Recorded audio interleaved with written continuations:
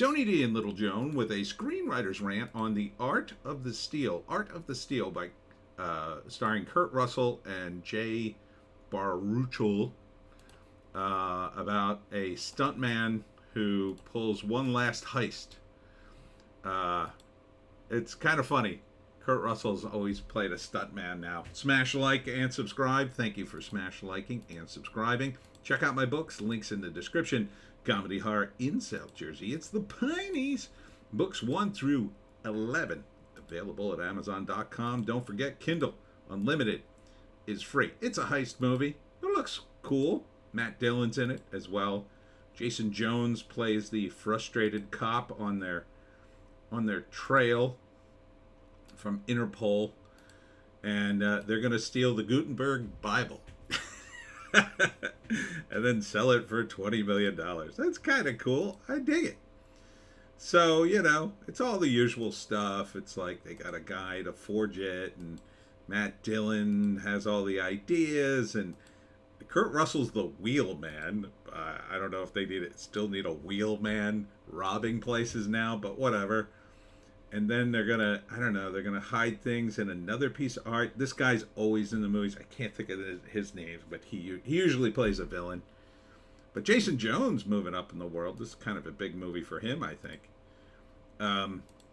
So yeah, I like it. It seems fun and funny.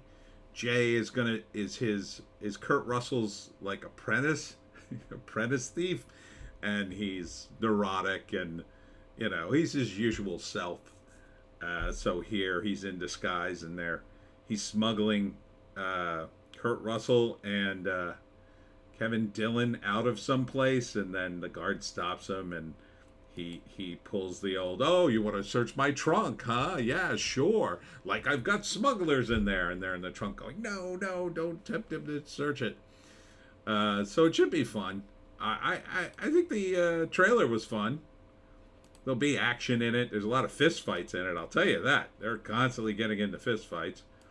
Gotta love Kurt Russell. I pretty much like Kurt Russell in just about anything he's in. He's definitely the highlight for me in The Hateful Eight, which is a movie I don't like, but I like him in it. He's funny in that. I mean, he's up there. But man, Kurt Russell's been in a lot of movies. Go back to the early days of Disney, when he was, I guess he was a studio player. I think they still had him back then, like the late 60s. The Strongest Man in the World and The Smartest Man in the World, their little franchise back then. I love those movies. Back when he was like college age. So, yeah. Where have you been hiding Kurt Russell? Why haven't you put him in the lead in movies before?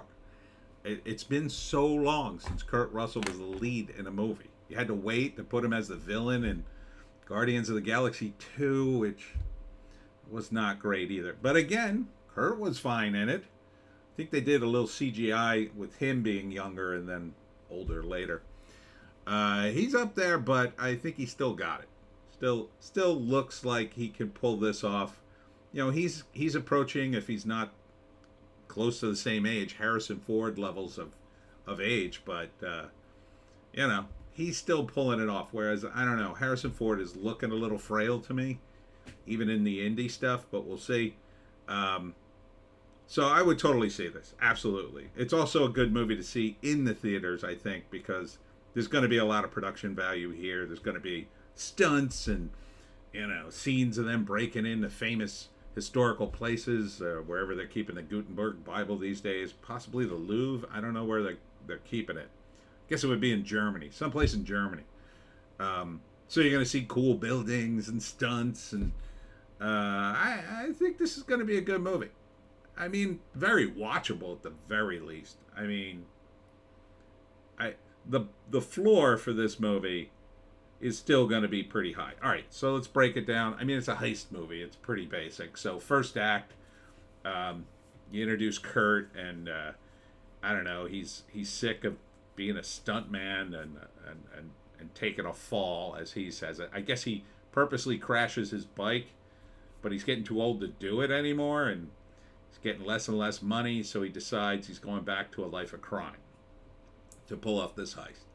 So he gets together with his brother and his apprentice and some other guys, and they decide they're going to steal the Gutenberg Bible. Second act, they get ready to steal the Gutenberg Bible, and there's all sorts of problems. I think his character's name is Crunch something? Crunch Calhoun, semi-reformed art thief, gets the old gang back together to pull off one last heist. Yeah. So he gets them all back together, and then the second act, they're in Germany or wherever, and they're figuring out how to rob the place, and they're doing all the prep work. Jason Jones is already on their trail, and they got to watch out for him. And then most of the late second act and into the third act is going to be about the heist. And then, of course, there'll probably be a betrayal. But in the end, I think these guys pull it off. Or at least get rich somehow. I don't know if they... The weird thing is, it's the Gutenberg Bible, right? So, if they're gonna steal it successfully, you would have to have a sort of ending where, like, the guy they sell the Bible to is actually a guy who's going to do something good with it, right? It's something that, like, I don't know, one of the original Gutenbergs or something. Like, if they're just going to steal it and sell it to a guy, that's kind of a negative. Or if they, I don't know, like, give it back to the Vatican or something. I don't know. So I kind of think there's going to be something at the end with the Bible where they don't actually, they either give it back and somehow make money, or they swap it with the fake one and leave the original one in the museum and sell the fake one to the guy who's worth $20 million. And then maybe the guy who's hired them is the guy who's the baddie who tries to screw them, and that's okay then that they rip them off. I don't know. It's got to be something like that. I don't know. Stealing the Gutenberg Bible and then giving it to a guy who just wants it seems like a net negative in movie terms. So I think something like that's probably got to happen at the end. Or that, they're selling it to, I don't know, the original church that held the Bible or something. They're stealing it out of parts of Germany and giving it to another part. I don't know, something like that. It wouldn't be strictly transactional, I don't think, in a movie. In a movie, you got to always make the protagonist look good. Yeah, he's going to pull off this heist, but really deep down, he's a good guy. And the people trying to stop him are somehow bad. That's the way you have to make it. I'm actually working on a movie that's a screenplay that's kind of going to be a heist movie. There's a heist. It's not really a heist movie, but there's a heist movie element. The character steals a bunch of money. So the challenge is to make the character who's stealing very sympathetic, that you want him to steal, that you're rooting for him, even though he's breaking the law. But, so he can't hurt anybody, right? Not really, unless he hurts like a guard who's being a jerk, or gangsters. That's what always ends up happening in these movies. They end up hurting other criminals who are much worse than them, right? They're not going to shoot some innocent guard in the face and kill him. That just would be too harsh. They'll tie him up, and that guard will, these guys were nice. Somehow that's always the way. Even though that's totally not the way in real life, But it's a fantasy. It's a fantasy that everybody kind of has, a modern day fantasy. Like, it'd be cool to pull a heist. It'd be fun, and then I'd be rich, and I'd have this Gutenberg Bible in my house, and somehow nobody would ever find it again, even though there's video cameras everywhere and little chips that they put in things that you'll never see, and they can track you instantly. But it's a nice fantasy, right? The idea that, it's almost like the Outlaws of the Wild West, right? We're gonna rob a train.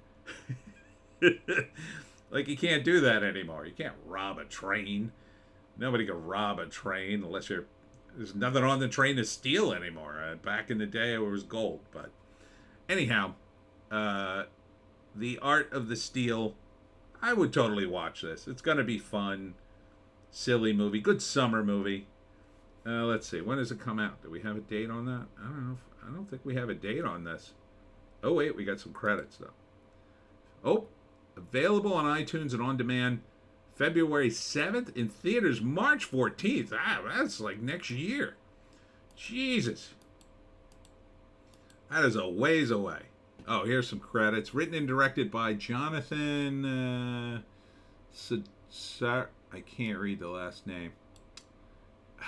See, I hate this. I hate this YouTube. Kurt Russell, Jay Butrell, Catherine Winnick, who's barely in the thing. I think there's one shot of her, because there's always a hot chick. Chris Demopoulos, Kenneth Welsh, and Jason Jones. With Terrence Stamp. That's his name. Terrence Stamp, the older guy.